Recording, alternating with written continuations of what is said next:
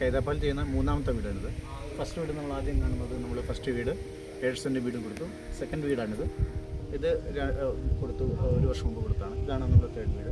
ഇത് കഴിഞ്ഞിട്ട് നമ്മൾ അടുത്ത വീടുകളിലൂടെ വീടുന്നുണ്ട്, 2 വീടുകൂടെ വരാനുണ്ട്.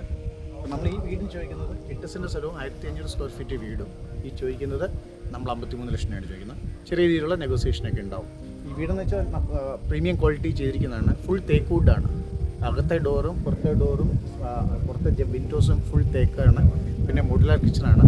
ടൈൽസും ഗ്രാനൈറ്റും എല്ലാം നല്ല ബ്രാൻഡഡ് സാധനങ്ങളാണ് ഉപയോഗിച്ചിരിക്കുന്നത്. മെറ്റീരിയൽസും ബ്രാൻഡാണ്. ഇതെല്ലാം വാറണ്ടി ഉള്ളതാണ്.